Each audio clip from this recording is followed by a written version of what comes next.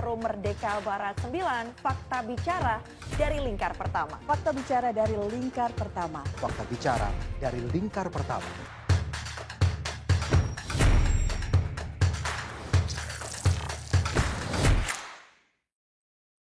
Selamat siang, selamat datang di Focus Group Discussion Forum Merdeka Barat 9 Fakta Bicara dari Lingkar Pertama. Acara yang menghadirkan narasumber terpercaya dan mengulas berbagai isu yang hangat dibahas di media. Saya Roni Satria akan memandu Focus Group Discussion pada siang hari ini dan izinkan terlebih dahulu untuk bisa membuat kita semakin fokus dengan diskusi kita pada siang hari ini. Saya akan membacakan sedikit pengantar. Hilirisasi industri tambang diharapkan mampu memberi nilai tambah dan meningkatkan kontribusi pada perekonomian nasional, serta mengurangi ketergantungan pada bahan mentah.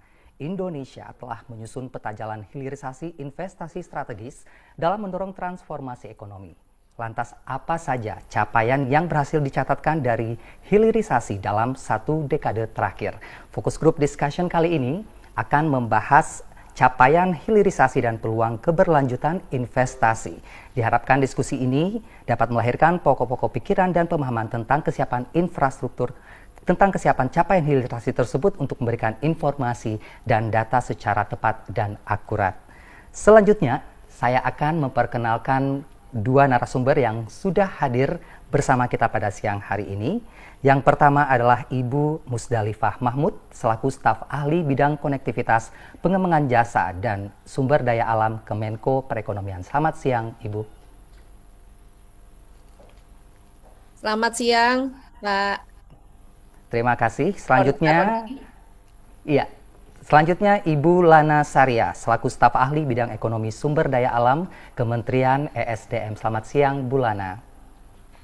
Siang, Pak Roni. Terima kasih sudah hadir bersama kita pada siang hari ini.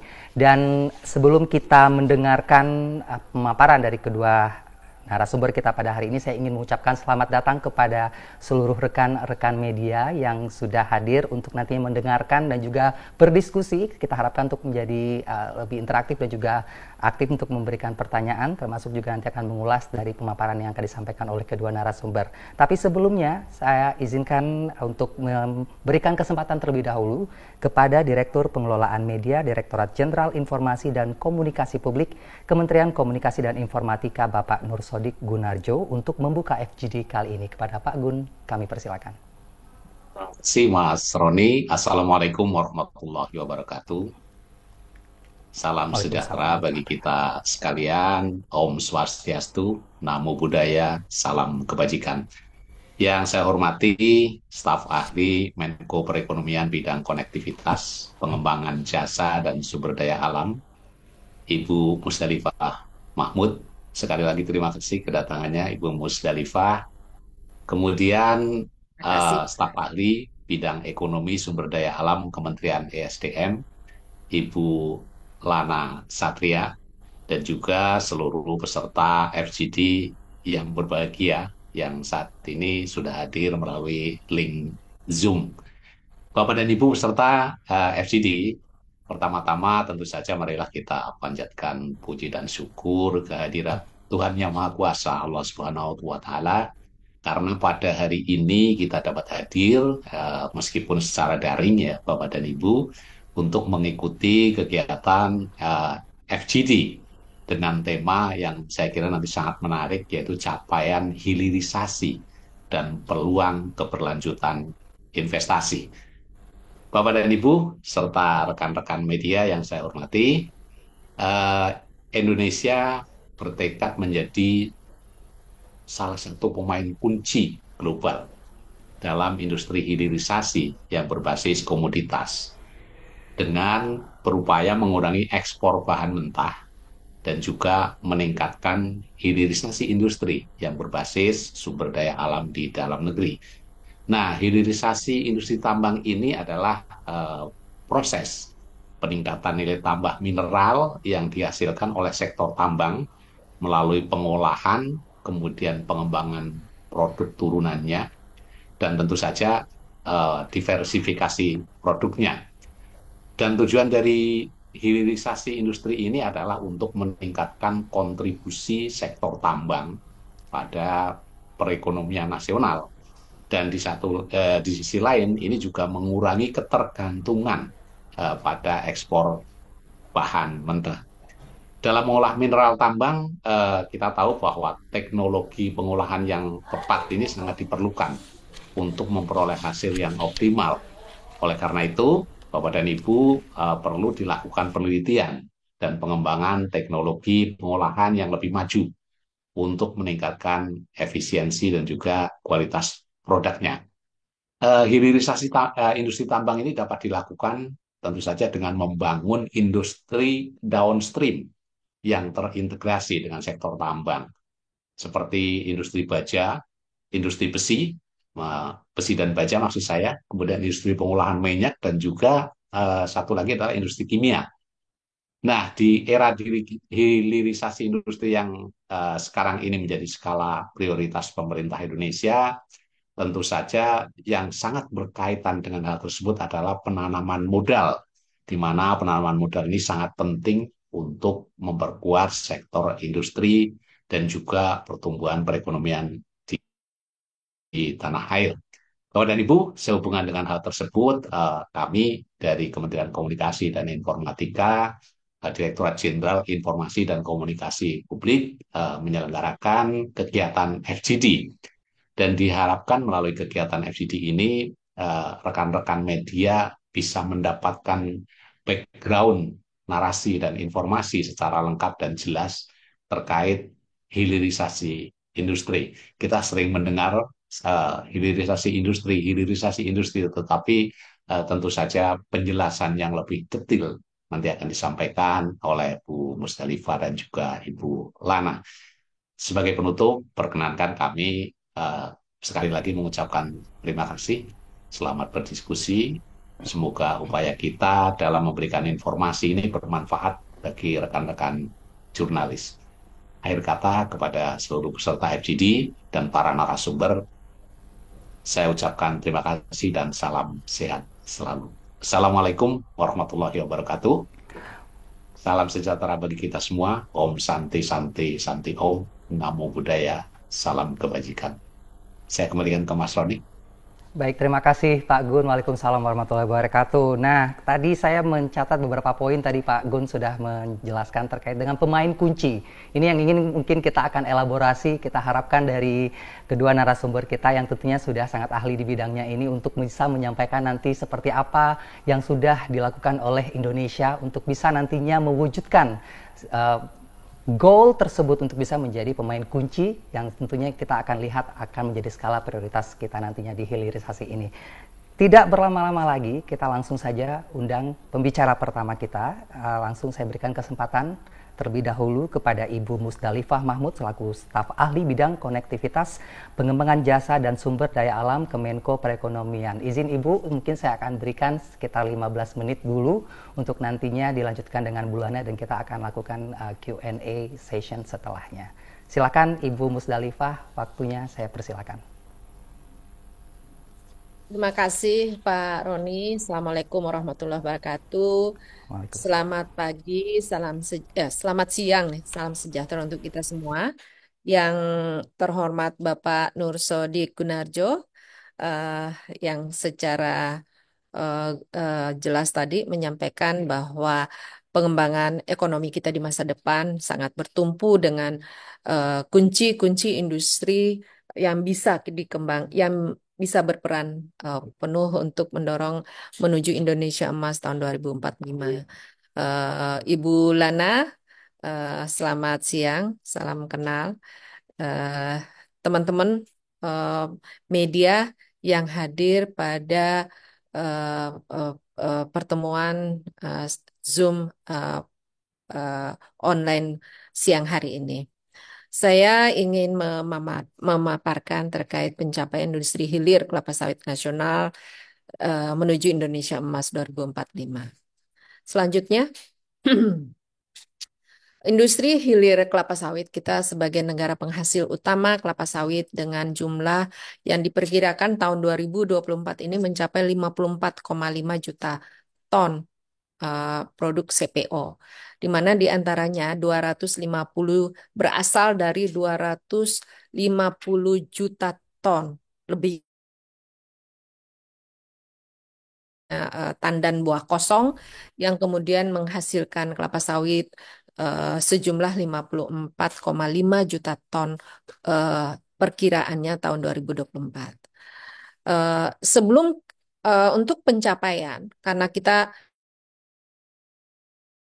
sawit, kita bisa lihat bahwa keragaman produk-produk kelapa sawit yang masuk, yang kita ekspor keluar, kita melakukan apa apa nih? Kita bisa melihat dari kinerja pungutan ekspor. Kenapa begitu? Karena memang ini teridentifikasi secara jelas. Ini untuk sampai 30 Agustus. Kita bisa lihat bagaimana ragam produk-produk kelapa sawit kita yang berkontribusi untuk devisa maupun ekonomi kita.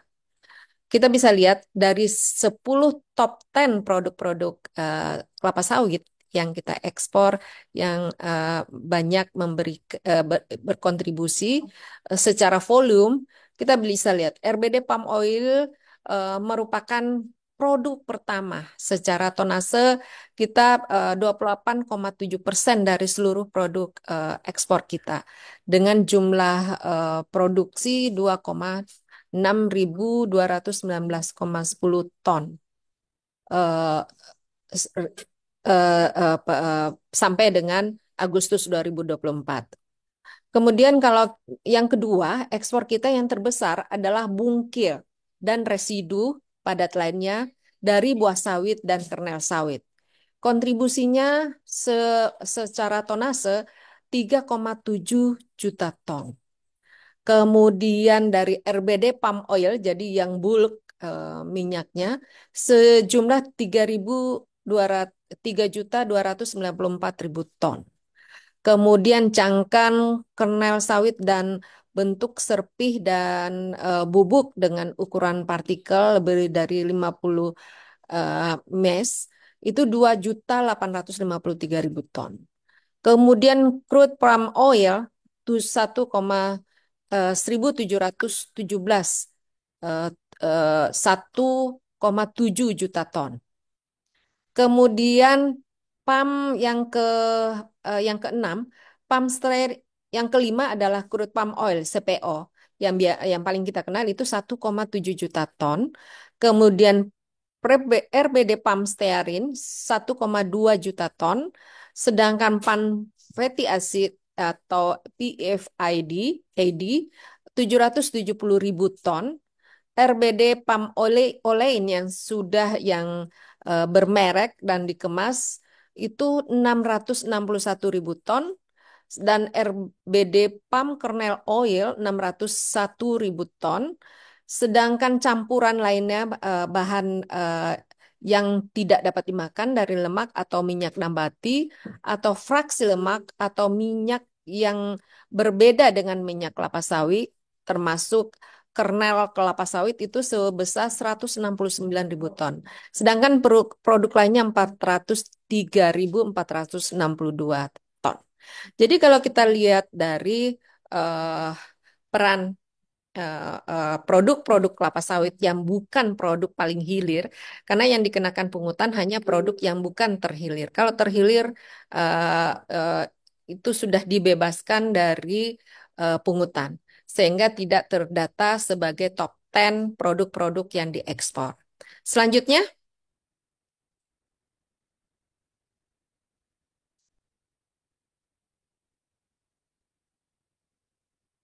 ruang lingkup yang membina industri kelapa sawit baik dari di hulu maupun di hilir. Untuk mencapai hilirisasi industri kelapa sawit, kita perlu memiliki jaminan pasokan bahan baku dan bahan penolongnya. Kemudian kita harus comply dengan green industry, ya. Kemudian kita harus comply dengan sustainability dan traceability yang saat ini sudah mulai banyak diberlakukan di pasar-pasar konsumen kita. Sedangkan yang untuk hilirisasi diperlukan proses aspek teknis dari proses produksi dan kualitas produk hilir sawit kita yang memang terstandar Hilirisasi memerlukan kemudahan berusaha, iklim usaha industri, serta investasi yang kondusif. Dan yang lainnya adalah diperlukan promosi investasi dan insentif perpajakan. Ini adalah lingkup sektor industri pengolahan yang diperlukan agar industri hilir kelapa sawit bisa berjalan secara sustainable. Pembinanya tentu saja untuk hulu dari Kementerian Pertanian. Selain itu, sektor pendukungnya LHK, ATR, BPN, dan tentu saja lingkup yang membidangi akreditasi, sustainability, dan lain-lain. Sedangkan di hilir ataupun di pasar konsumen, kita memerlukan perdagangan domestik dan internasional yang dibina oleh Kementerian Perdagangan eh, yang fokusnya pada pemenuhan pasar domestik dan ekspor minyak sawit serta produk turunannya. Sedangkan untuk fokus pada citra keberlanjutan, kita perlukan sebagai untuk mendapat pengakuan dari pasar global bahwa eh, produk-produk yang dihasilkan dari kelapa sawit comply dengan eh, eh, green industry dan lain-lain. Sedangkan untuk biofuel sampai dengan saat ini dibina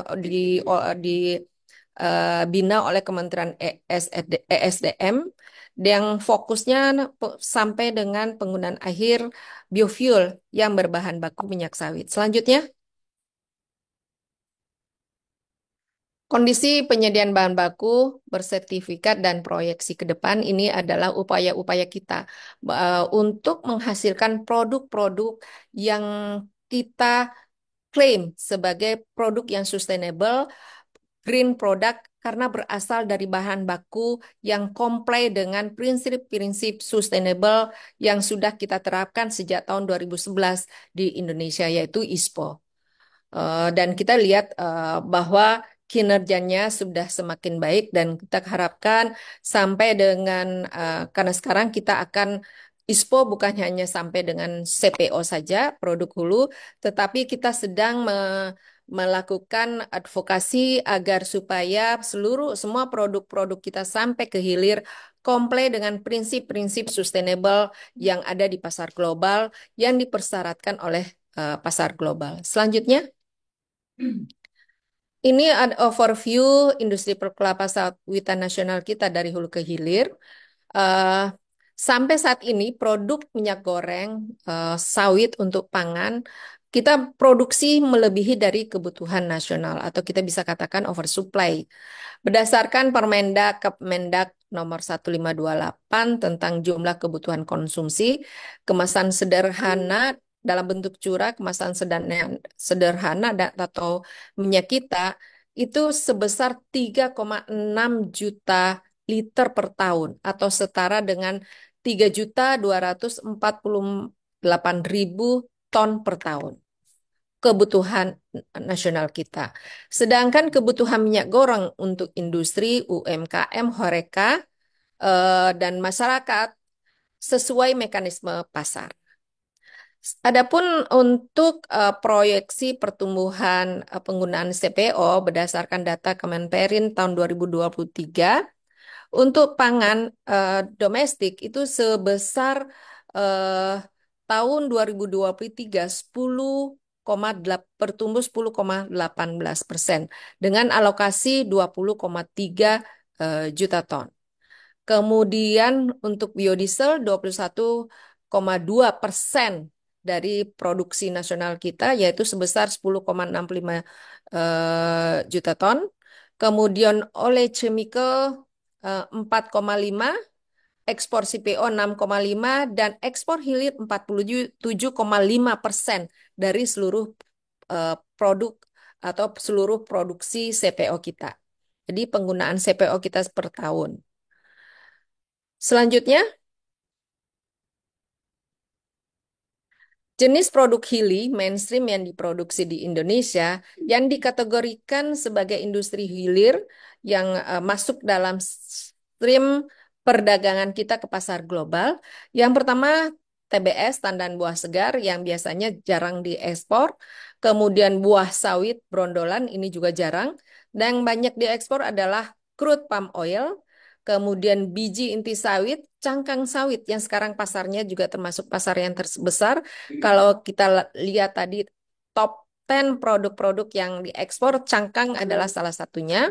Sedangkan yang lainnya adalah serat sawit, fiber, tandan kosong sawit, ini semuanya sudah masuk dalam kategori industrialisasi karena banyak dimasukkan dalam industri untuk kemudian diekspor. POME, palm oil meal effluent, ini adalah waste yang sekarang sudah menjadi produk yang dihasilkan perkebunan dan banyak diekspor. Sedangkan industri antara dikategorikan sebagai industri sawit tahap kedua dan ketiga, yaitu palm kernel mills, CPKO, crude palm kernel oil, kemudian crude palm kernel olein, serta palm kernel stearin yang banyak kita ekspor. Di antaranya juga RBD, refined bleach deodorized palm oil dalam bentuk bulk, maupun palm stearin, RBD palm stearin dalam bentuk bulk, serta palm olein dalam bentuk bulk.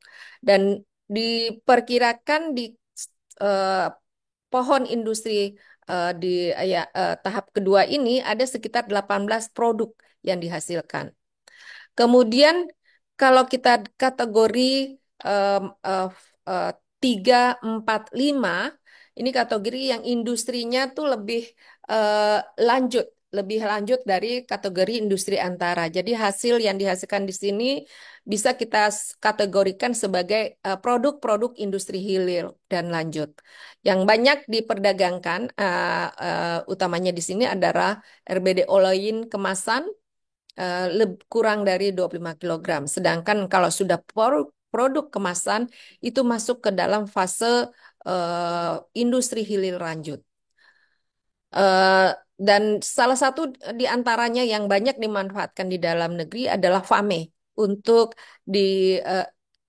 menjadi pencampur dengan solar dan menjadi biodiesel. Sedangkan yang kategori industri hilir eh, ini di antara lain adalah red palm oil yang sekarang baru kita mulai banyak memproduksi, adalah produk mesocarp oil. Ini produk-produk hilir yang sekarang ini sudah mulai banyak diminati, baik diperdagangkan langsung dalam bentuk produk-produk tertentu industri ataupun diekspor dalam bentuk bahan baku untuk industri yang lebih hilir lainnya. Selanjutnya, kalau eh, produk-produk industri hilir ini sebenarnya sudah di di eh, secara yang terkini, produk-produk terkini yang masuk dalam perdagangan sudah dimasukkan, sudah diatur dalam Peraturan Menteri Perindustrian Nomor 32 Tahun 2024 tentang identifikasi klasifikasi komoditas turunan kelapa sawit. Kenapa ada disebut klasifikasi? Karena dalam proses eh, ekspor itu ada kategori untuk baik pungutan ataupun bea keluar, semakin ke hilir, semakin rendah produk bea keluar ataupun pungutan yang diterapkan. Sehingga dalam kategori seperti ini diperlukan dalam rangka untuk mendorong hilirisasi. Karena produk-produk semakin hilir akan semakin rendah bea keluarnya ataupun pungutan ekspornya untuk mendorong agar industri kita lebih berpihak untuk memproduksi bahan-bahan ataupun hasil-hasil industri yang lebih hilir. Saya tidak perlu karena ini memang kecil-kecil, ini semuanya sudah diidentifikasi berdasarkan HS code yang sudah terdaftar dan produk-produk ini banyak yang mengatakan Indonesia tertinggal dalam hal menghasilkan produk-produk hilir. Sebenarnya tidak, karena kita sudah memproduksi hampir semua dan pemerintah dan bersama dengan industri dan lain-lain itu selalu melakukan inovasi, kreativitas untuk semakin banyak menggunakan bahan baku kelapa sawit untuk semua hasil-hasil industri yang dimanfaatkan, digunakan di dalam negeri maupun untuk menjadi bahan-bahan ekspor. Jadi kita cukup bangga dengan penghasilan capaian dari hilirisasi kelapa sawit dan banyak yang dukungan, dorongan terwujudnya industrialisasi ini karena adanya penerapan bea keluar yang memang mendorong agar produk yang diekspor semakin ke hilir akan dikenakan pungutan maupun bea keluar yang semakin kecil atau bahkan tidak dikenakan untuk produk-produk yang paling hilir. Untuk kita berbicara ke depan, kita melakukan berbagai eh, perencanaan dan analisa serta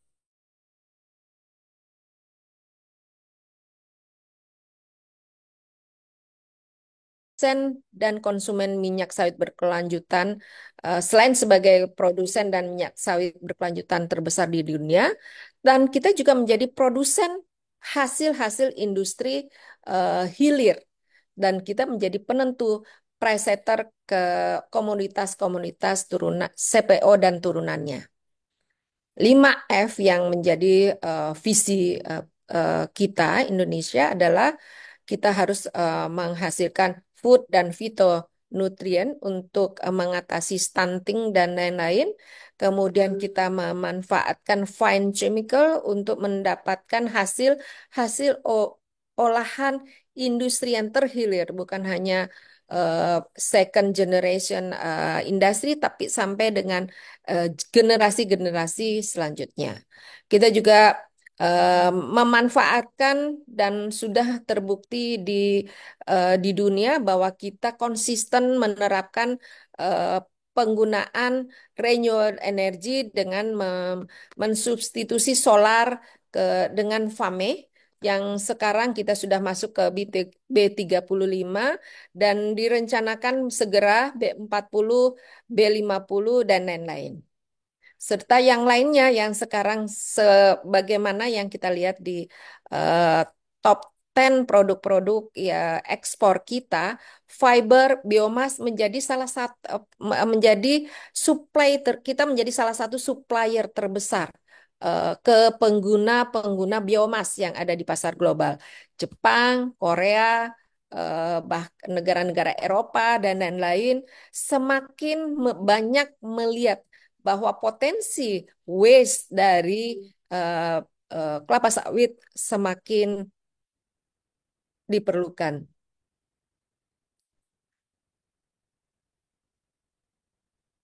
Ini yang kita apa? Yang kita sudah proses lebih lanjut. eh,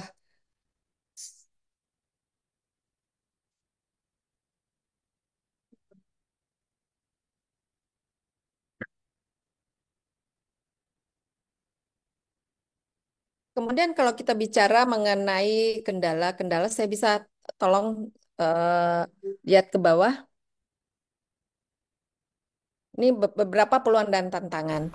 Jadi teknologi minyak mentah yang harus comply dengan berbagai ketentuan-ketentuan dan prinsip ramah lingkungan yang semakin menjadi salah satu persyaratan pasar global. Karena bukan hanya EUDR yang sekarang kita hadapi, karena EUDR adalah Uni Eropa No Deforestasi, di dalamnya dipersyaratkan bahwa produk-produk yang diekspor masuk ke Eropa harus memenuhi ketentuan bukan hasil deforestasi sejak 30 Desember 2020. Untuk produk-produk yang dihasilkan sebelum tahun 2020 itu boleh masuk ke Eropa dan itu dibuktikan dengan traceability. Traceability ini bukan hal yang mudah karena kita harus buktikan bahwa traceability itu untuk produk-produk kelapa sawit bukan hal yang mudah karena kelapa sawit produknya dalam bentuk liquid.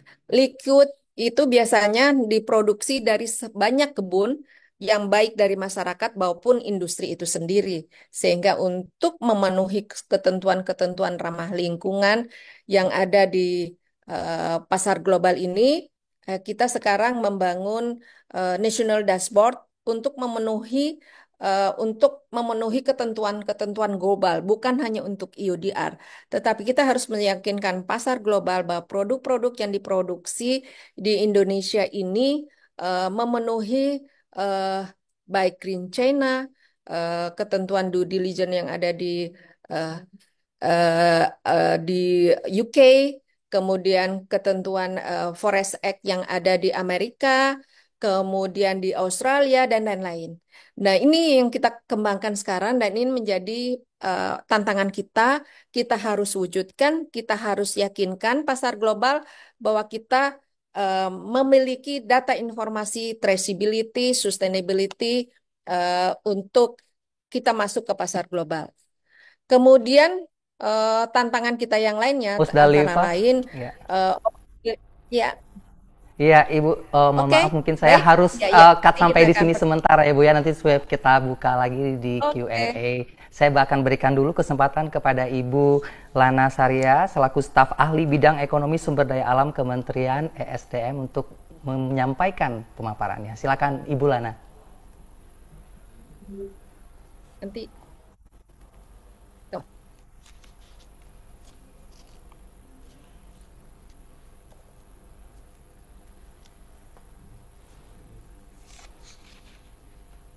Baik, terima kasih Pak Roni. Yang saya hormati Bapak Nur Sodik Gunarjo selaku Direktur Pengelolaan Media Kemkominfo. Yang saya hormati Ibu Musdalifah Mahmud, narasumber dari staf ahli bidang konektivitas, pengembangan jasa dan sumber daya alam dari Kemenko Perekonomian. Dan yang saya hormati rekan-rekan media, Bapak Ibu dari kementerian dan lembaga yang hadir pada kesempatan hari ini. Assalamualaikum warahmatullahi wabarakatuh. Selamat siang dan salam sehat untuk kita semua. Untuk itu kami mengucapkan terima kasih atas kesempatan yang diberikan dalam menyampaikan paparan capaian hilirisasi dan peluang keberlanjutan investasi mineral dan batu bara.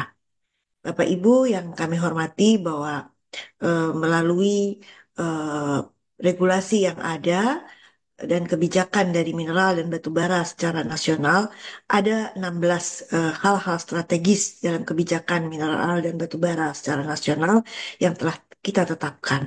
Mulai dari peningkatan eksplorasi sumber daya cadangan mineral dan batu bara, termasuk potensi logam tanah jarang dan mineral kritis yang tentunya memiliki nilai ekonomi dan manfaat kebutuhan teknologi masa depan. Namun demikian, eh, dari 16 tersebut, barangkali yang terkait tadi dengan hilirisasi, bahwa kita di antara 16 tersebut juga memiliki strategis untuk turut serta di dalam penurunan emisi karbon atau perubahan iklim, di mana Indonesia memiliki cita-cita untuk mencapai net zero emission. Dan di samping itu, komoditas mineral dan batu bara yang Indonesia memiliki potensi yang cukup besar, kita juga berupaya untuk melakukan peningkatan dan pengembangan nilai tambah mineral dan batu bara untuk menjadi electric vehicle, energy storage, baterai listrik, solar cell, dan lain-lain.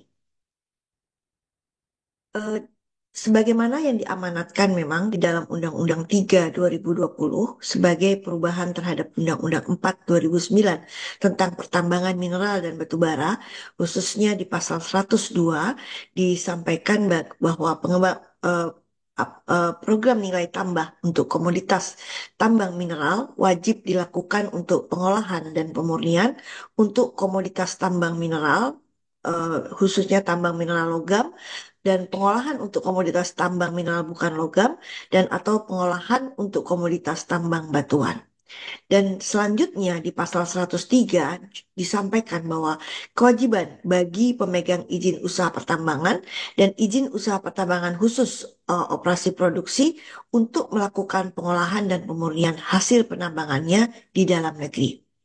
Jadi kita bisa lihat adanya semangat transformasi ekonomi pada Undang-Undang Pertambangan Mineral dan Batu Bara, mulai dari Undang-Undang 4 2009 yang kemudian juga mengalami perubahan di Undang-Undang 3 2020, di mana terdahulu bahwa pertambangan sedikit hanya memberi dampak kepada pertumbuhan ekonomi seperti halnya eksploitasi mineral dan batu bara pada waktu itu eh, belum optimal memberikan manfaat ekonomi dan juga ketergantungan impor masih ada untuk bahan baku industri dan energi dan tingginya ketergantungan ekonomi lokal terhadap aktivitas pertambangan di mana saat ini diarahkan terhadap pengembangan dari ekonomi itu sendiri dengan kita lihat adanya peningkatan eh, pendapatan domestik bruto dan juga produk domestik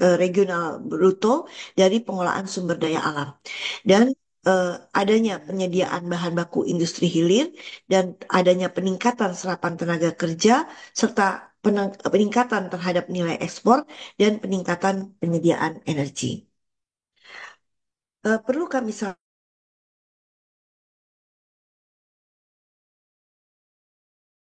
dulu, kita membatasi kewenangan terhadap kegiatan pengolahan dan atau pemurnian, di mana yang menjadi kewenangan Kementerian Energi dan Sumber Daya Mineral adalah kegiatan pengolahan dan atau pemurnian yang terintegrasi. Apa yang dimaksud dengan terintegrasi? Yaitu di mana kegiatan penambangan dan kegiatan pengolahan pemurniannya itu berada dalam satu alur atau lokasi yang sama dan satu manajemen yang sama. Jadi penambangan diikuti dengan pengolahan pemurnian dengan badan usaha yang sama, tempat yang sama, dan demikian juga dengan penjualannya. Sedangkan kita juga memisahkan yang menjadi kewenangan Kementerian SDM apabila kegiatan pengolahan atau pemurnian itu berdiri sendiri atau yang dikenal dengan stand alone, di mana meskipun penambangan dan penjualannya itu menjadi kewenangan Kementerian Energi dan Sumber Daya Mineral, tetapi untuk pengolahan pemurniannya ada di tempat lain, di mana pengolahan dan pemurnian ini bisa menampung dari hasil tambang dari beberapa tempat, itulah yang menjadi kewenangan Kementerian Perindustrian. Eh, Kami sampaikan kondisi dan perkembangan industri hulu dan hilir bahwa potensi mineral dan batu bara di Indonesia saat ini bahwa nikel saat ini menempati posisi eh, terbesar di dunia ya yaitu eh, bisa mencapai 42% dari cadangan global untuk cadangan, sedangkan produksinya pun juga menempati posisi pertama di dunia, yaitu merupakan 50% dari produksi global. Kemudian untuk bauksit eh, ini menempati posisi keempat di dunia, yaitu 8,8% dari cadangan global, sedangkan produksinya adalah 5% dari produksi global. Untuk tembaga, kita menempati 9 di dunia, dan untuk produksinya menempati ke-16 di dunia.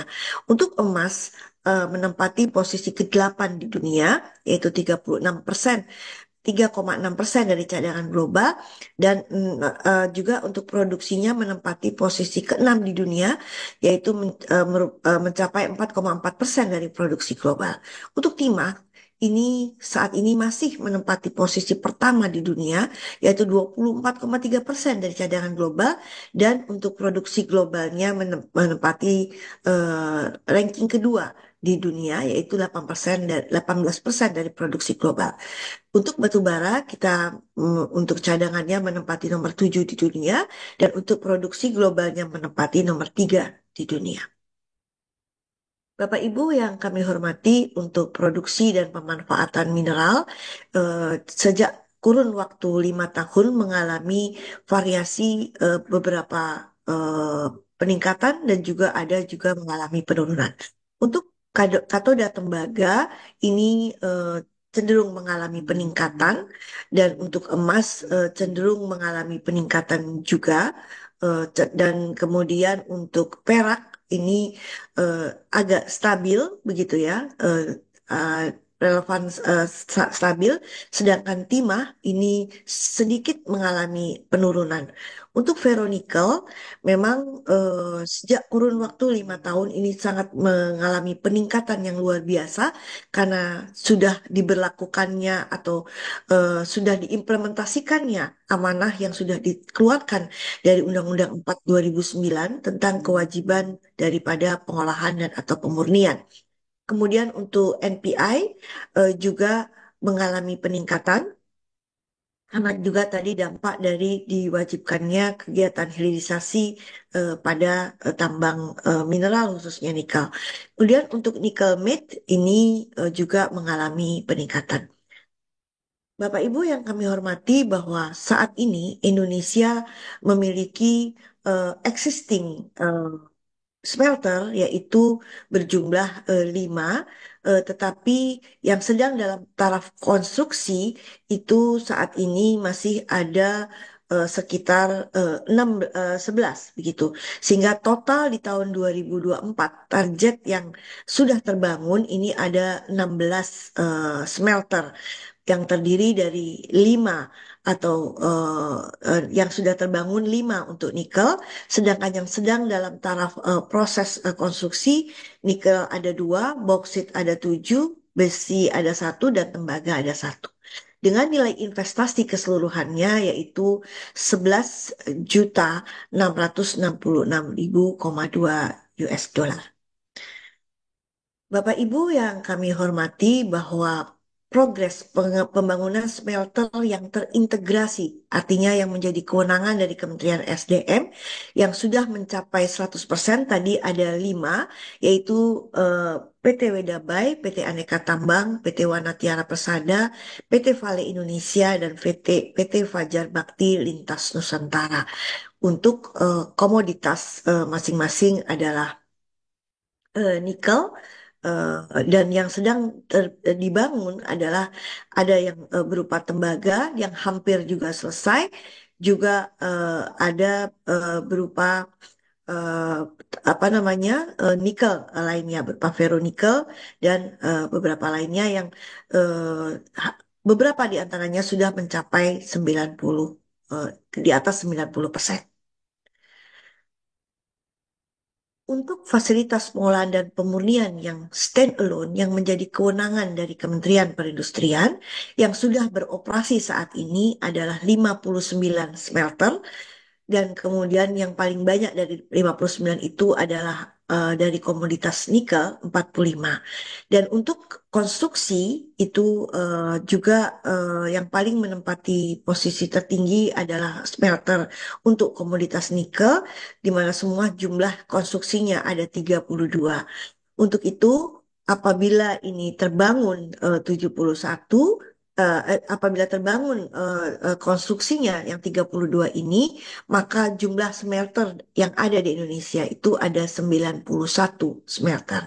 Untuk itu, dengan kondisi yang ada saat ini, dengan banyaknya dibangun smelter, maka Kementerian Energi dan Sumber Daya Mineral perlu menjamin kebutuhan bahan baku semua fasilitas pengolahan dan pemurnian yang terintegrasi dan juga yang stand alone. Kemudian diperlukan kebijakan bersama untuk lebih mengembangkan industri yang lebih hilir dan mendukung kebijaksanaan net zero emission seperti pabrik baterai dan lain-lain yang sedang juga kita menuju ke sana.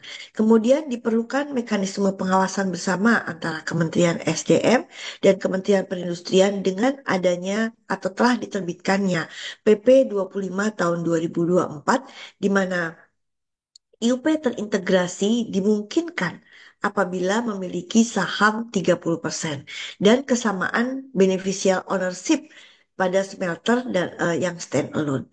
Jadi dimungkinkan yang stand alone tadi menjadi kewenangan SDM terintegrasi apabila memiliki saham 30%. Kemudian perlu kami sampaikan untuk produksi dan pemanfaatan batu bara bahwa produksi batu bara juga semakin tahun dalam kurun waktu 5 tahun belakang adalah semakin meningkat. Di tahun 2023 produksi batu bara mencapai 775 juta ton, di mana dari 775 juta ton tersebut 213 juta tonnya digunakan untuk keperluan domestik, kelistrikan, dan non-kelistrikan, yaitu sebesar 120% sebenarnya dari target 177 juta ton. Kemudian eh, untuk perkembangan hilirisasi batu bara atau pemanfaatan batu bara yang bisa dilakukan adalah dengan mengarahkan kepada coal gasification, underground coal gasification, coal briquetting, coal making, coal liquefaction, dan coal slurry. Untuk coal gasification telah diupayakan oleh beberapa perusahaan yang ada dan saat ini masih dalam proses persiapan dan ada yang sudah memasuki konstruksi.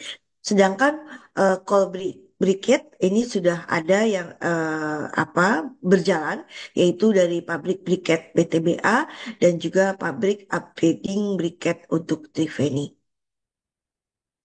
Kemudian untuk underground coal gasification ini juga masih dalam taraf persiapan yang akan dilakukan oleh PT Kideko Jaya Agung, dan untuk coke making semi-kokas ini sudah dilakukan oleh PT Mega Energi Katulistiwa dan yang akan disiapkan juga oleh PT Multi Harapan Utama.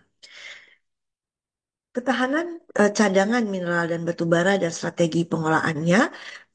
Untuk itu kita bisa sampaikan ketahanan cadangan mineral dan batu bara artinya potensi yang masih bisa diusahakan atau bisa menarik investor, bahwa untuk nikel umur cadangannya dengan kondisi Ni lebih besar daripada 1,7% itu masih bisa berlangsung 9 tahun ke depan dengan data sumber daya dan cadangan baik ore maupun ingot yang ada saat ini.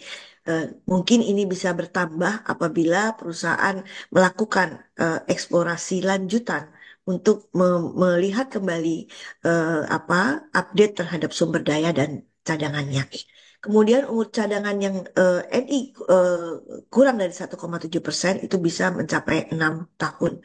Kemudian tembaga ini masih cukup banyak berdasarkan sumber daya dan cadangan yang ada baik ore dan ingot.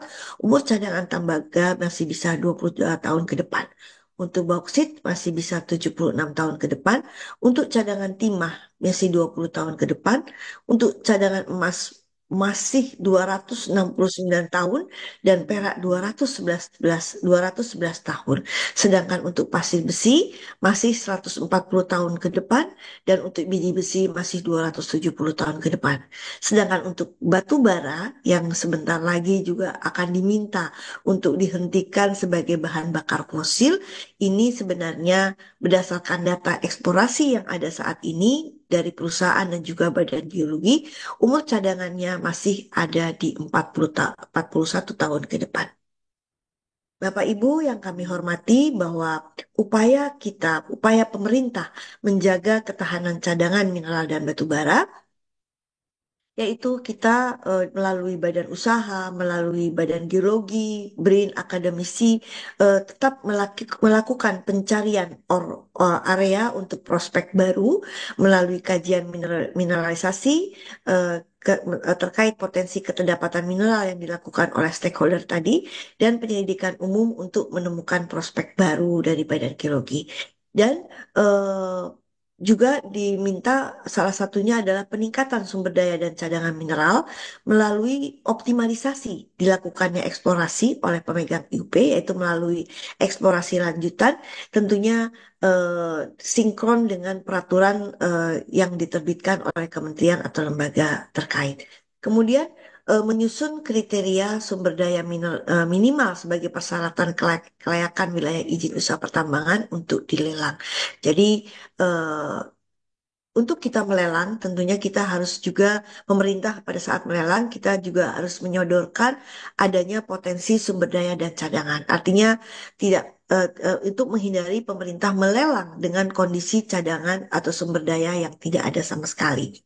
Kemudian optimalisasi sumber daya mineral, yaitu karakteristik biji untuk menentukan metode ekstraksi dan pemurnian yang sesuai, dan inventarisasi potensi mineral-mineral ekonomis ikutan komoditas utama, dan juga optimalisasi pemanfaatan sumber daya dalam proses ekstraksi dan pemurnian. Bapak Ibu yang kami hormati, tadi untuk kita menambah update terhadap sumber daya dan cadangan yang datanya existing saat ini, dan untuk mengupdate berapa lama masih kita memiliki atau bisa mengusahakan apa komoditas-komoditas yang ada, maka kita juga di Undang-Undang 320 yang diturunkan juga di PP Kewilayahan dan diturunkan juga dalam Permen ini, bahwa dimungkinkan suatu apa namanya BUMN ataupun lembaga riset negara atau badan usaha melakukan yang namanya penugasan penelitian. Jadi dimohonkan untuk melakukan penyelidikan atau penelitian terhadap suatu wilayah yang daerah itu sama sekali belum ada informasi mengenai sumber daya dan cadangan.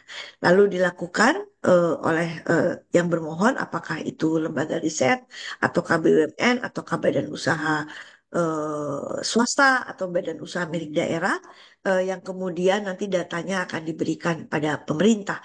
Tetapi data itu nanti akan dilelang, namun prioritas diberikan terhadap yang melakukan apa namanya penelitian tadi.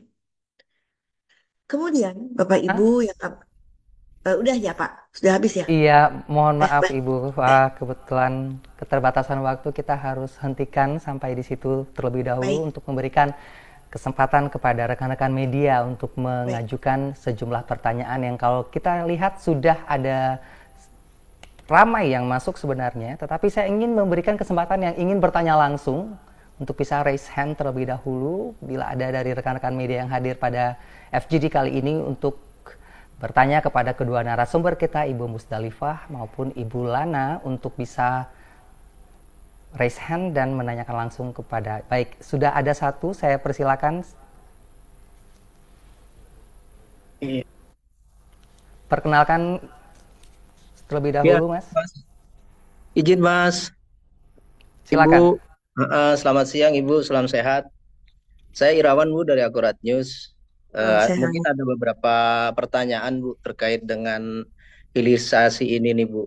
Kalau kita melihat dari agenda hari ini kan bicara pencapaian Bu dari hilirisasi itu sendiri nih Bu. Nah, terkait dengan sumber daya alam di Indonesia sendiri kan kita mengetahui cukup besar Bu ya. Apalagi kalau kita bicara hilirisasi, ada sektor makanan dan minuman, industri macam-macam lah sampai ke industri logam. Tapi tadi saya baru mencatat bahwasanya ini ada di kalau dari Kemenko di lingkup sawit dan SDM terkait mineral nikel tadi Bu ya. Kalau baru saya mencatat itu gitu. Nah, kalau bicara sumber daya Indonesia ini kan cukup besar Bu.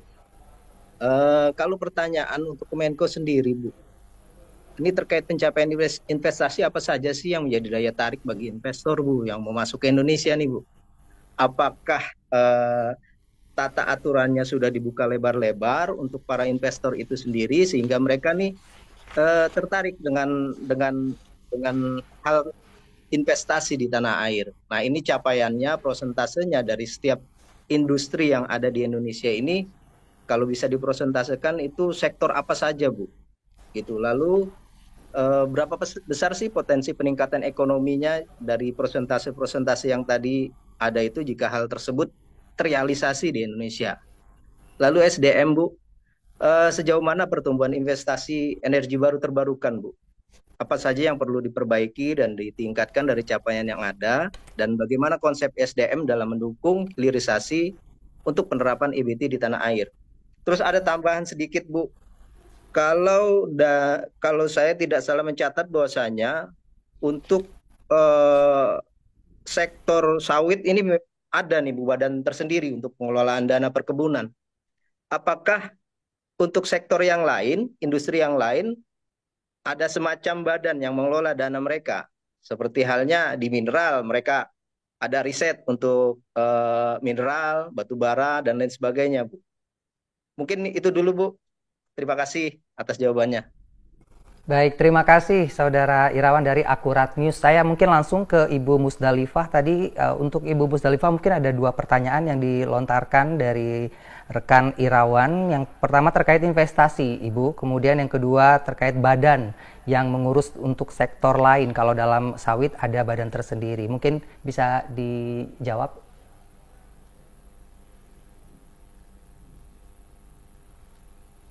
Ibu Musdalifah.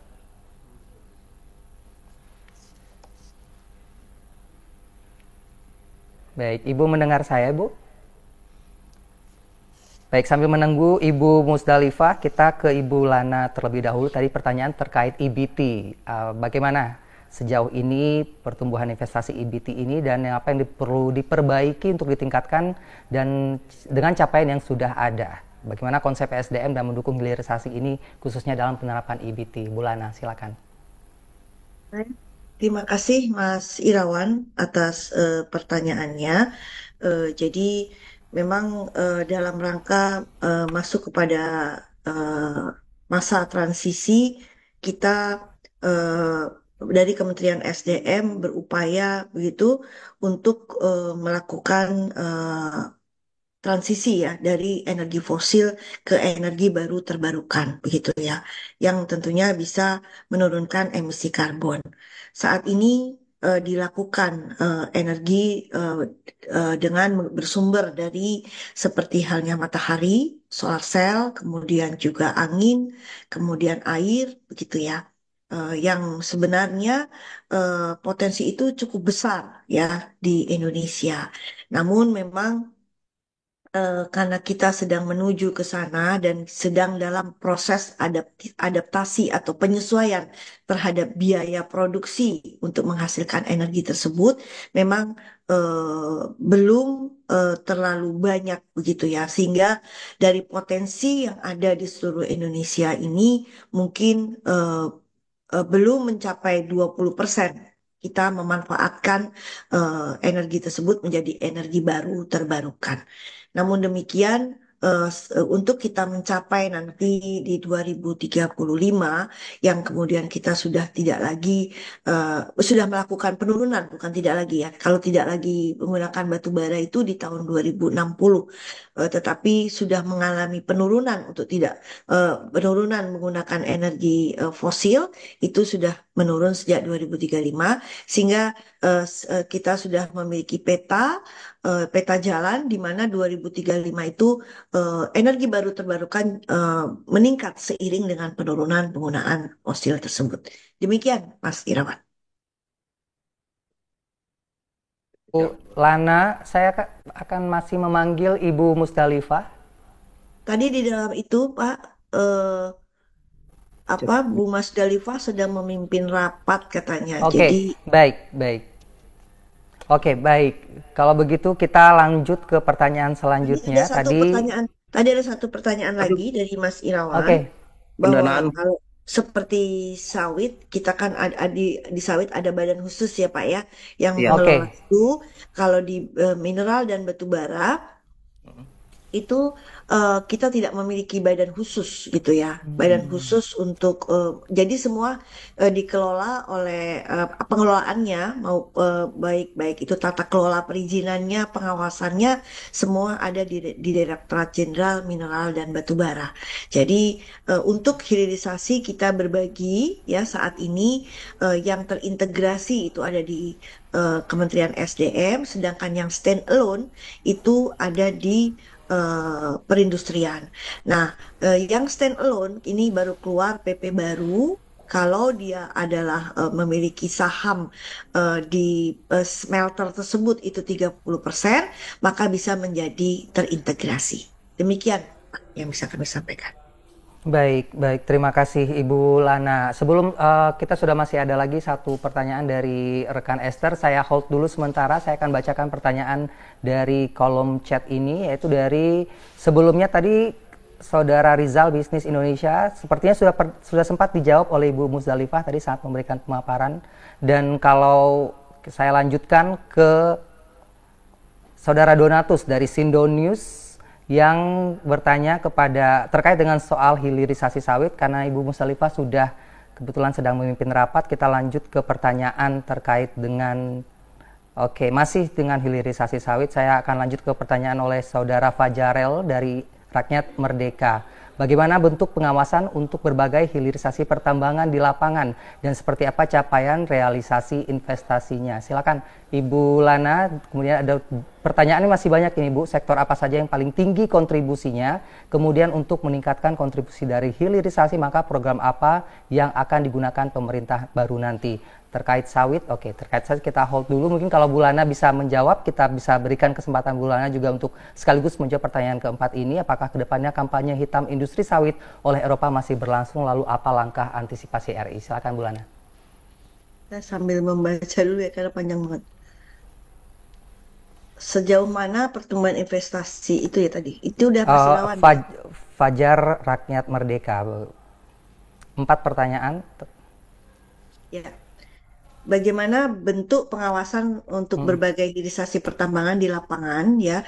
Jadi tentunya mulai dari pada saat akan konstruksi begitu ya, kita harus tahu dari studi kelayakannya output terakhirnya itu akan dilakukan apa terhadap hilirisasi.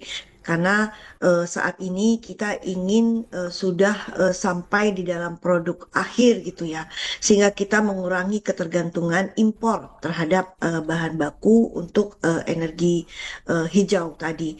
Untuk itu saat pembangunan ini kita lakukan pengawasan, konstruksi, dan pada saat kita sudah terbangun yang tadi berjumlah 5 tadi yang menjadi kewenangan kita, itu tentunya dilakukan pengawasan baik secara teknis begitu ya, secara konservasi, kemudian juga keselamatannya, kemudian juga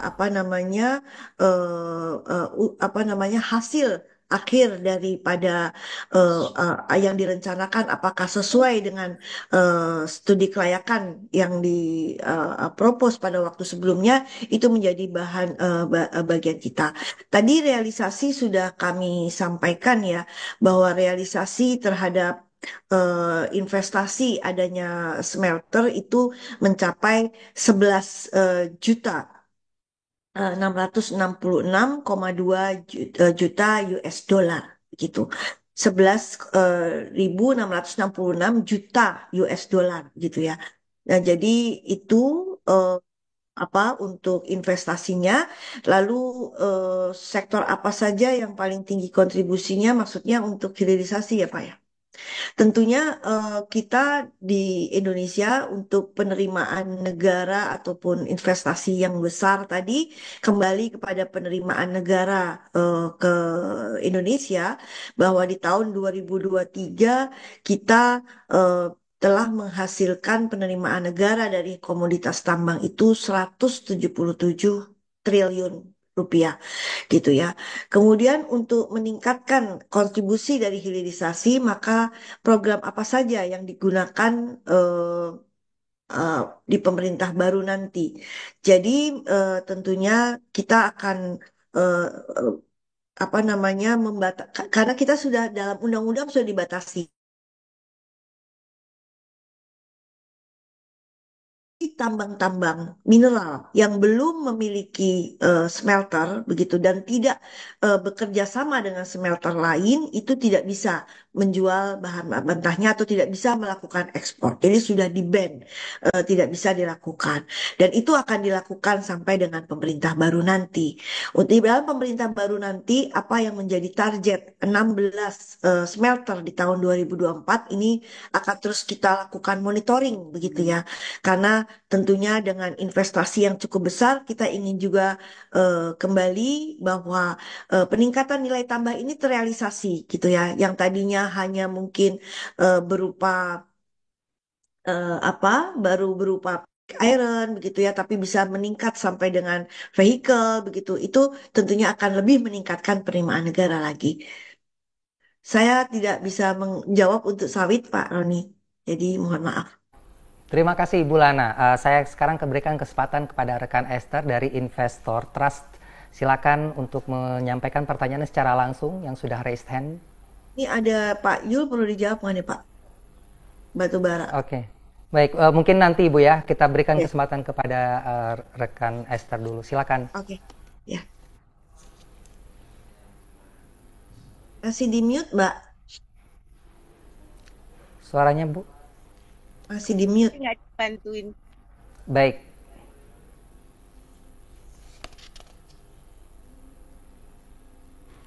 Ya, silakan Bu Esther. Suaranya tidak terdengar, Ibu. Udah terdengar belum? Sudah, silakan. Oke, baik. Terima kasih. Selamat siang Bu Lana. Selamat bahwa sebenarnya untuk program hilirisasi itu kita sudah mencapai lompatan yang sangat jauh dan itu impactnya positif, juga berdampak terhadap neraca perdagangan kita juga positif. Tapi juga ada sisi-sisi yang masih menjadi concern. Kayak misalnya yang pertama itu anjloknya untuk produk nikel itu raih karena terlalu banyak produksinya terlalu meningkat terlalu banyak. Sementara serapannya itu ada kendala juga, kayak misalnya kita itu belum bisa masuk pasar besarnya Amerika ya, di mana Amerika itu memberikan subsidi besar-besaran untuk mobil listrik, tapi kita negosiasinya itu kayaknya belum ada solusinya. Nah, itu seberapa jauh sih prosesnya itu ya, negosiasi itu ya. Terus kemudian apa sebenarnya investornya supaya kita bisa mendapatkan subsidi yang bagus juga dari Amerika, karena kan mereka punya program untuk mobil listriknya itu juga besar kan, 2030 mereka nanti juga akan lebih persentasenya lebih besar. Nah yang kedua itu hilirisasi batu bara itu apa hambatannya ya Bu? Karena waktu kami beberapa wawancara dengan pengusaha batu bara itu mereka sebenarnya merespon positif, cuma mereka itu masih mempertanyakan ketidakpastian. Kayak misalnya, aduh kalau hilirisasi batu bara misalnya gasifikasi ya, nah itu kalau gasnya masih disubsidi gimana gitu, kami dapat apa gitu misalnya. Terus kemudian soal hilirisasi di tembaga kemarin ya, smelternya Freeport itu ya, itu sebenarnya dari Freeport sendiri mereka juga memberikan kekhawatiran karena serapan untuk produk tembaga mereka itu di dalam negeri masih kurang, dan mereka beranggapan 15 tahun lagi itu baru antara produksi dan serapan di dalam negeri itu seimbang. Sementara kalau kita lihat bahwa di negara kita itu masih insentifnya masih belum memadai atau suka berubah-ubah peraturannya. Itu gimana Bu? Terima kasih. Dari Investor Trust, silakan Bu Lana. Cukup jelas dengan pertanyaan ini tadi, ada kurang lebih ada 3 kalau tidak salah. Silakan Ibu. Terima kasih Bu Esther atas beberapa pertanyaannya. Jadi terkait dengan produksi nikel, sebenarnya produksi nikel yang ada ini sudah berdasarkan RKAB ya, Rencana Kerja Anggaran Biaya yang telah disetujui oleh Ditjen Minerba, di mana saat ini sebenarnya sudah disesuaikan gitu ya dengan kebutuhan smelter yang ada, baik yang bersifat terintegrasi maupun standalone begitu.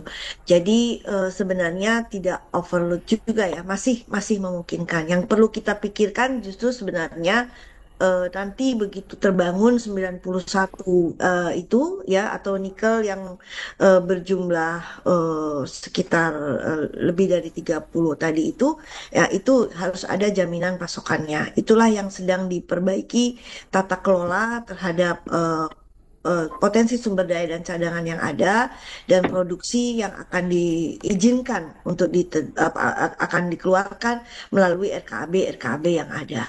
Jadi semoga ini tidak terserap gitu ya.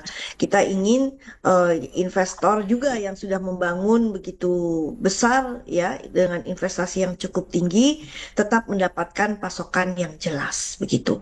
Yang kedua mengenai hilirisasi batu bara. Memang hilirisasi batu bara ini sifatnya tidak wajib seperti mineral begitu ya, tetapi diwajibkan kepada perusahaan-perusahaan yang diberikan perpanjangan dari PKP 2B menjadi IUPK. Itu yang diwajibkan. Sedangkan yang lain hanya di dalam peraturannya bersifat dapat ya. Artinya kalau dia mau membangun tentunya harus jelas juga sumbernya dari mana dan hasilnya apa seperti itu.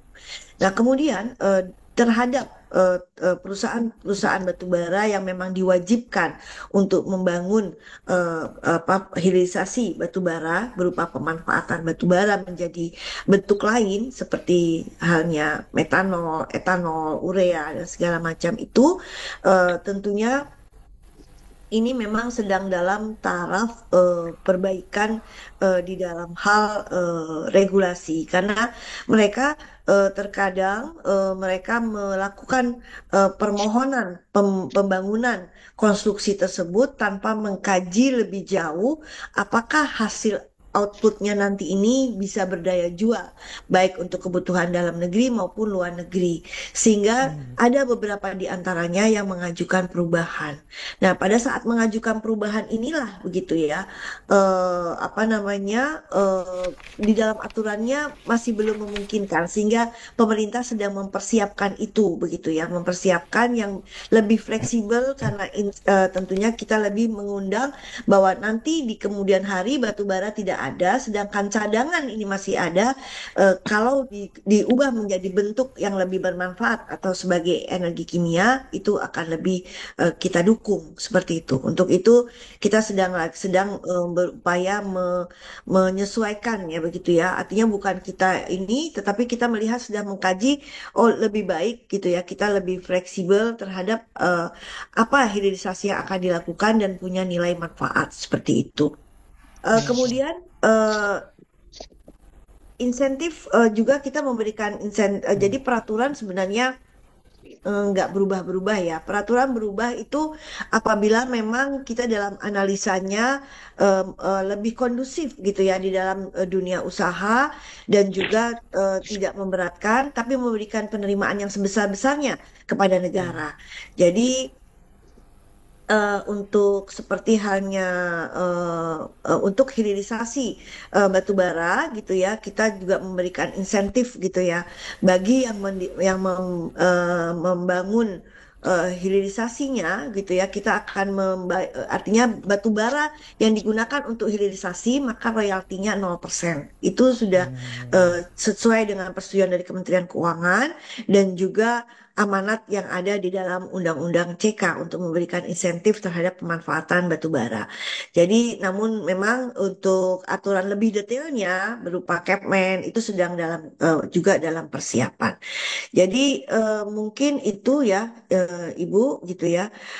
Jadi kalau untuk insentif terkait hilirisasi dari sektor ESDM ini sebenarnya sudah memberikan insentif berupa masa berlaku perpanjangan. Jadi kalau dia bangun smelter dia bisa perpanjang 10 tahun lagi selama umur cadangan begitu ya. Kemudian juga bila dia membangun smelter maka royaltinya akan lebih kecil sebesar 2% daripada nikel yang yang lebih 2% untuk apabila nikel itu digunakan untuk bahan baku baterai dibandingkan nikel industri logam yang lain yaitu 10%. Demikian barangkali yang bisa kami sampaikan, Bu Esther. Baik, terima kasih Bu Lana. Mungkin saya juga akan menjadikan turunan dari pertanyaan Bu Esther ini terkait insentif cukup menarik, Ibu. Ini juga apakah berlaku mungkin bagi mereka smelter ataupun juga perusahaan yang atau melakukan praktik lingkungan yang baik seperti itu untuk bagaimana proses smelter ini kita goalnya adalah untuk transisi energi dan lain sebagainya sehingga tetap dampak lingkungannya diminimalisasi. Adakah insentif tersebut dilakukan juga? Kewajiban lingkungan ini wajib ya kepada semua pemilik smelter gitu ya, karena itu bagian dari kaidah teknik pertambangan yang baik gitu ya. Jadi kalau terintegrasi berarti kan termasuk pertambangan gitu ya Pak ya. Jadi salah satu kaidah pertambangan yang baik di samping juga adalah konservasi mineral dan batu bara adalah pengelolaan dan pemantauan lingkungan. Jadi hukumnya wajib kita tidak memberikan insentif terhadap hal tersebut. Jadi justru kita memberikan sanksi apabila perusahaan tidak melakukan pengolahan lingkungan dengan baik. Seperti itu. Baik, baik. Sanksi yang akan diberikan pada mereka yang tidak ataupun melanggar ataupun tidak mengikuti kewajiban terhadap bagaimana menjaga lingkungan. Dan kalau kita lanjut ke pertanyaan selanjutnya, Ibu, dari saudara Yul Amrozi dari GPR News ingin bertanya soal produk hilirisasi batubara. Ada dua, yakni gasifikasi batubara dan briket batubara. Untuk yang pertama, gasifikasi bagaimana rasio modal untuk pengembangannya? Karena saya pernah baca teknologinya memerlukan investasi yang besar alias mahal. Bagaimana Bu Lana? Ya, semua upaya untuk hilirisasi memang cukup mahal ya. Jadi artinya karena akan menjadi produk yang memang punya nilai tambah begitu ya. Tentunya memang ini tidak murah. Tetapi artinya eh, kita juga sudah memperkenalkan beberapa teknologi gitu ya.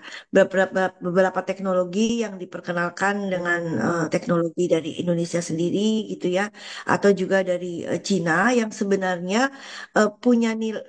Walaupun di modal awalnya itu adalah tinggi begitu ya, tetapi nanti pada saat menjadi produk, apakah menjadi DME, apakah metanol begitu ya, ataukah etanol begitu, itu tentunya eh, akan ada dia studi kelayakannya begitu untuk break even point ya pada satu titik ya.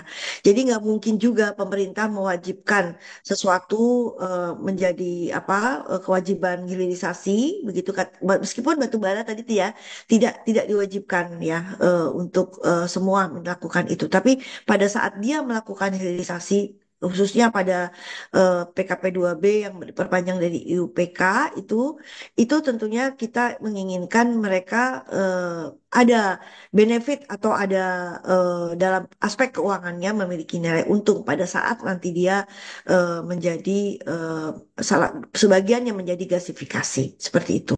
Sehingga pemerintah terus berupaya melakukan simulasi-simulasi harga yang ekonomis begitu untuk harga batu bara yang digunakan ya untuk hilirisasi. Seperti itu.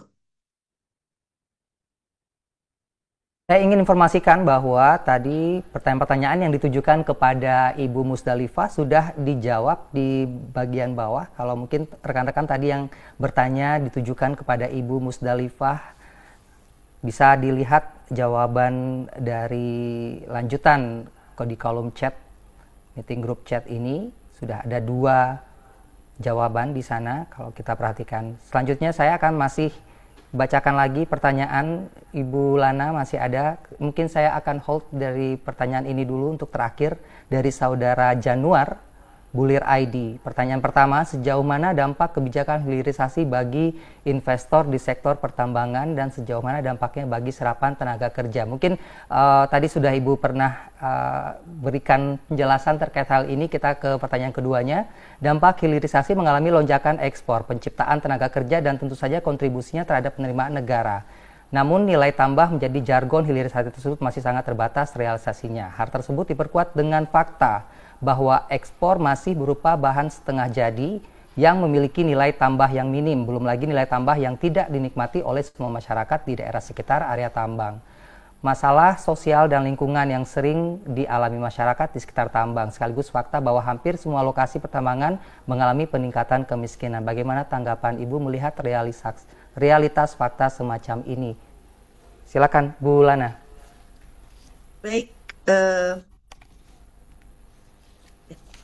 Baik, terima kasih Pak siapa tadi? Januar dari Bulir ID. Januar, jadi ya berkaitan dengan apa namanya apa yang disampaikan sebenarnya nggak benar juga bahwa kita berupaya untuk bagaimana meningkatkan nilai, nilai tambah ya. Satu bukti bahwa eh, kita mendorong begitu ya, mendorong pengembangan smelter eh, nilai kelas satu melalui ICPAL gitu ya. Kemudian kita juga untuk supaya mereka lebih meningkat begitu ya daripada pig iron begitu ya. Kita malah dengan bersama-sama dengan Kementerian Perindustrian begitu eh, menghentikan begitu ya apabila hasilnya masih belum sampai dengan apa namanya sebentar ya saya ini kan jadi jadi mendorong untuk pembangunan smelter nikel kelas atas ICPAL begitu dan juga kita akan melakukan evaluasi terhadap smelter yang memiliki jadi intinya pemerintah ingin tidak setengah jadi gitu ya. Pemerintah ingin sampai vehicle bahkan ya, tapi itu kan ada proses ya karena pabriknya juga baru dibangun begitu ya untuk yang sampai dengan vehicle sudah sudah ada investor yang membangun itu gitu dari Cina begitu. Jadi kita berupaya untuk ke arah sana. Mungkin demikian ya. Atau ada tambahan mungkin ini ada rekan saya dari Pak Toto atau Pak Wezi. Ya, silakan. Kami persilakan kalau ada tambahan jawaban dari Kementerian SDM yang ingin melanjutkan jawaban dari Ibu Lana, silakan. Izin Bu, Baik, mungkin Pak Wisi dulu Pak. oke. Baik, terima kasih banyak Bu Sam atas kesempatan waktunya.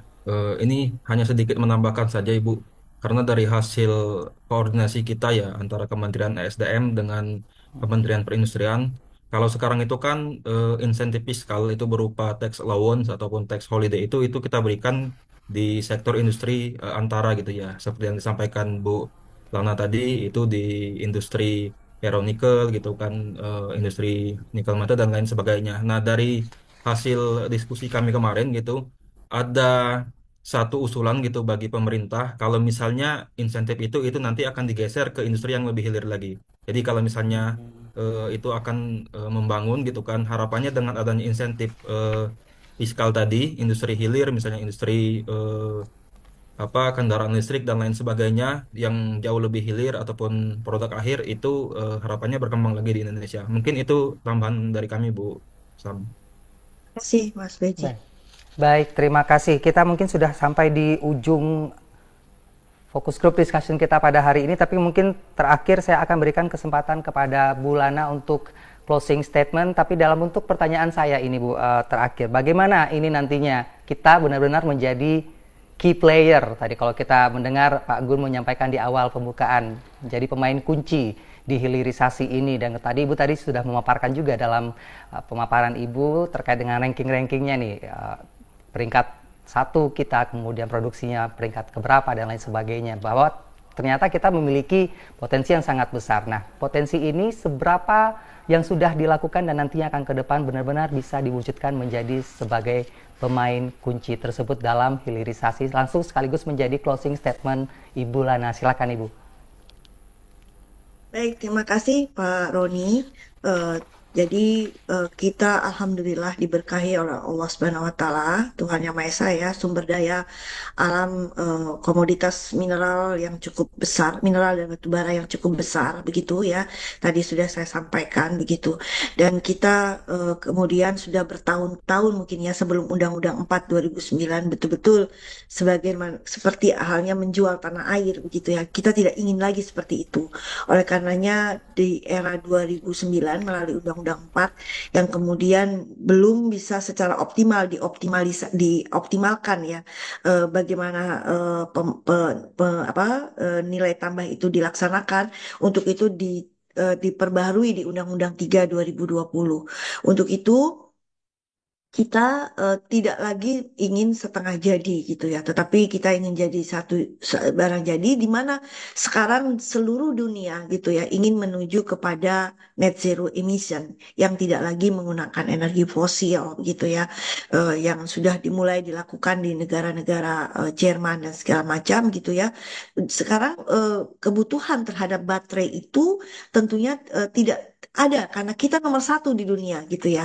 Tentunya ini yang kita membatasi untuk tidak setengah jadi. Kita mengarah kepada 100% begitu ya terhadap vehicle, sehingga bagaimana seluruh negara membutuhkan kita. Jadi kalau kita dengan energi fosil juga ya, seluruh negara membutuhkan batu bara kita gitu ya. Begitu kita ban ekspor ya, begitu mati padam negara-negara itu, begitu tergantungnya negara pada kita. Demikian juga nanti sudah eranya menjadi era yang ramah lingkungan ya, energi ramah lingkungan, apakah solar cell atau apa, dengan listrik juga mudah-mudahan kita dibutuhkan oleh semua negara. Demikian itu barangkali yang bisa saya sampaikan. Mohon maaf apabila ada hal-hal yang kurang berkenan. Terima kasih. Oke, kita dibutuhkan banyak negara dan tentunya akan kembali mendapatkan manfaat tersebut untuk masyarakat kita sendiri. Ya. Terima kasih Ibu Lana atas waktunya. Tadi juga saya ingin mengucapkan terima kasih kepada Ibu Musdalifah. Tapi sebelum saya menutup diskusi kita pada siang hari ini, saya ingin bertanya dulu kepada narasumber, yaitu Bu Lana, terkait bahwa materi hari ini merupakan materi off the record, tetapi bila diizinkan oleh kedua narasumber, maka rekan-rekan media boleh mengutipnya. Kita tanyakan terlebih dahulu, Bu Lana, apakah diizinkan untuk dikutip pernyataan selama di Focus Group Discussion pada siang hari ini? Silakan, Pak. Baik, silakan. Lampu hijau sudah diberikan oleh Bu Lana. Rekan-rekan media sudah bisa untuk nanti membuat pemberitaan dan menggunakan quotation dari pernyataan dan juga diskusi kita pada siang hari ini. Demikian Focus Group Discussion kita pada siang hari ini. Menarik sekali pembicaraan terkait dengan bagaimana capaian dan juga nantinya peluang investasi yang akan dimunculkan dari hilirisasi pada siang hari ini. Saya Roni Satria, terima kasih sekali lagi kepada kedua narasumber kita dan juga rekan-rekan media yang sudah hadir pada siang hari ini. Kita kembali bergabung lagi dalam bulan depan di Focus Group Discussion Forum Merdeka Barat 9, Fakta Bicara dari Lingkar Pertama. Sampai jumpa. Terima kasih, Pak. Terima kasih, Bu Lana.